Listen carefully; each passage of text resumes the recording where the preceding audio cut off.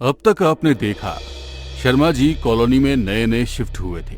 उन्हें वहां पर कुछ अलग सा महसूस हो रहा था, मगर जब उनकी पत्नी मोनिका पूरे 2 दिनों तक बेहोश रही तो उन्होंने वहां से घर शिफ्ट करने का सोच लिया था। हमें यहाँ से जाना है, मगर क्यों? कितनी मुश्किल से तो इस घर में सारा सामान सेट किया था, फिर वही घर की नई परेशानियाँ, भाइयों की चिंता। नहीं, मुझे तो यही घर पसंद है। कितनी शांति है यहाँ पर। मैं कहीं नहीं जाने वाली। कहते हुए मोनिका ने अपना निर्णय सुना दिया। शर्मा जी ने जो कुछ भी महसूस किया था वो बात कर मोनिका को नहीं डराना चाहते थे, मगर उन्होंने सोच लिया था कैसे भी मोनिका को मना कर यहाँ से 1-2 दिन में निकलना है। दूसरी तरफ पंडित जी लगातार अनुष्ठान कर रहे थे। वो सोच में पड़ गए थे कि आखिर ऐसा क्या है जो इतने दिनों के बाद कब्रिस्तान का सच बाहर आया है, और वो केवल शर्मा जी को ही क्यों नजर आता है। कहीं ना कोई कड़ी आपस में जरूर जुड़ी है, मगर क्या कुछ समझ में नहीं आ रहा। आखिर क्या सामने आने वाला है। शर्मा जी को फोन लगाकर पूछता हूँ कि उस दिन के बाद उन्होंने कुछ और अलग अनुभव किया था क्या। पंडित जी शर्मा जी को फोन लगाकर अपने पास आने के लिए कहते हैं, मगर जैसे ही शर्मा जी उनके पास जाने के लिए घर से बाहर निकलने लगते हैं, उनके पैर मानो जमीन पर चिपक गए। इतने भारी थे कि एक कदम भी बढ़ाना मुश्किल हो रहा था। ये मेरे पैरों को क्या हो गया? इतना भारीपन, लगता है ये सुन्न हो गए। थोड़ी देर बैठ जाता हूँ, फिर अपने आप ठीक हो जाएंगे। जैसे ही वो दरवाजे से वापस घर की ओर लौटते हैं, उनके पैर नॉर्मल थे, मगर फिर जैसे ही वो वापस पंडित जी के पास जाने के लिए दरवाजे की ओर कदम बढ़ाते हैं, उनके पैर फिर से जम जाते हैं। शर्मा जी ये सारी बात पंडित जी को बताने के लिए फोन लगाने की कोशिश करते हैं तो फोन में नेटवर्क ही नहीं था। ये सब क्या हो रहा है? क्या हुआ? खुद से क्यों बातें कर रहे हो? इतने दिन हो गए, कभी इस घर में नेटवर्क की प्रॉब्लम नहीं आई, मगर आज अचानक मोबाइल में नेटवर्क ही नहीं है। ये क्या कह रहे हो आप? मोबाइल में तो नेटवर्क है, देखो। कहते हुए मोनिका ने अपना फोन आगे किया तो मोबाइल में नेटवर्क था, मगर शर्मा जी को समझ में आ गया था कि जो कुछ भी हो, ये नहीं चाहता कि वो बाहर निकलकर किसी से भी संपर्क करे। वो इस घर में कैद हो गए हैं। वो गुस्से में जाकर अपने पलंग पर सो गए। उन्हें होश ही नहीं था कि कब रात हो गई। देर रात जब अपने कमरे में कुछ हलचल महसूस हुई तो उनकी नींद खुली। उनका पलंग हवा में उड़ रहा था, मगर पास सोई हुई मोनिका को कोई फर्क नहीं पड़ा। कमरे में भंवर उठा हुआ था। हवा के झोंके से खिड़की हिल रही थी। ये सब क्या हो रहा है? और मोनिका को कोई फर्क क्यों नहीं पड़ रहा है? लगता है मोनिका को सब कुछ सच बताना ही होगा, वरना हम लोग हमेशा के लिए इस घर में कैद हो जाएंगे। खुद से ही बातें करते हुए वो मोनिका को जगाने की कोशिश कर रहे थे। तभी अचानक कहीं से 2 कौवे उड़ते हुए आए और पंखे से कटकर जमीन पर गिर गए। उनकी गर्दन अभी भी हवा में उड़ रही थी। ये देख शर्मा जी की चीख निकल गई। क्या हुआ आपको? आप इस तरह क्यों चीख रहे हो? वो देखो, सामने सर कटे कौवे। कहा जाता है कि जहाँ मौत आने वाली होती है वहाँ कौवे आ जाते हैं। खुद ही आकर मर गए। मोनिका हैरानी से पूरे कमरे में देखती है, मगर उसे कुछ भी नजर नहीं आता। आप क्या बोल रहे हो? लगता है आपने कोई बुरा सपना देखा है, पर यहाँ तो ऐसा कुछ भी नहीं है। मोनिका के कहने पर शर्मा जी थोड़ा सा नॉर्मल जरूर होते हैं। उन्हें कुछ भी नजर नहीं आता, मगर एक अजीब सी बेचैनी उन्हें हो रही थी। ऐसा लग रहा था कि कोई उन पर नजर रखे हुए है, मगर कौन, ये बड़ा सवाल था। बहुत ज्यादा बेचैन होकर जब घर की छत पर पहुंचे तो उन्हें ऐसा लगा कि उस पेड़ की जड़ें उनके घर की छत तक पहुंच चुकी है और कोई वहां पर खड़ा उन्हें देखकर मुस्कुरा रहा है। कॉलोनी में एक भी घर नहीं है, सब तरफ सिर्फ कब्र खुदी हुई है। ये सब क्या हो रहा है? ऐसा लग रहा है कि मैं पागल हो जाऊंगा। दूसरी तरफ जब शर्मा जी मंदिर नहीं पहुंचे तो पंडित जी अपनी तरफ से जांच पड़ताल में लगे हुए थे। उन्हें पता चला कि शर्मा जी के रहने के पहले इस घर में एक कपल रहा करता था। दोनों की कोई संतान नहीं थी, इसीलिए आपस में उन दोनों की बहुत लड़ाई झगड़े होते थे। एक दिन ऐसी लड़ाई झगड़े से परेशान होकर पत्नी घर छोड़कर चली गई। उसके बाद पति ने भी ये घर शर्मा जी को बेच दिया।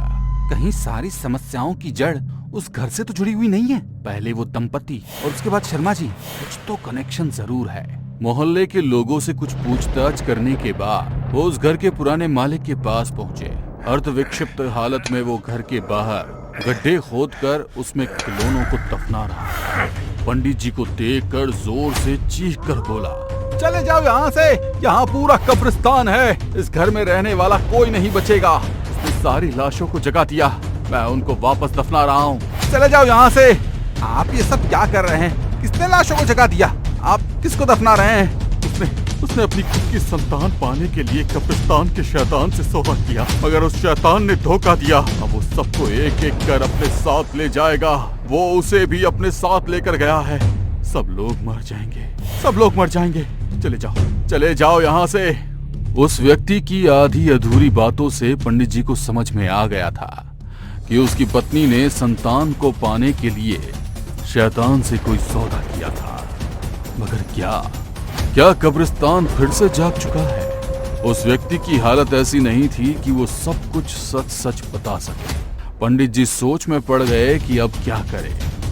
यदि शैतान सबको लेकर जाने वाला है तो सबसे पहले शर्मा जी को खतरा है, उसके बाद सबको। और उनकी पत्नी भी तो उसी घर में रहती है। सबको बचाना होगा, मगर कैसे? गुरुजी को बुला लेता हूँ, अब वो ही कोई रास्ता बता सकते हैं। पंडित जी गुरुजी को फोन लगाकर उन्हें पूरी वस्तु स्थिति से अवगत कराने के बाद आने के लिए निमंत्रण दे देते हैं और खुद गुरुजी के कहे अनुसार उन लोगों की रक्षा करने के लिए विशेष पूजा का आयोजन करते हैं। दीवार पर लगी घड़ी जैसे ही 12 बजने का संकेत करती है, पूरी कॉलोनी में तेज हवाएं चलने लगती हैं।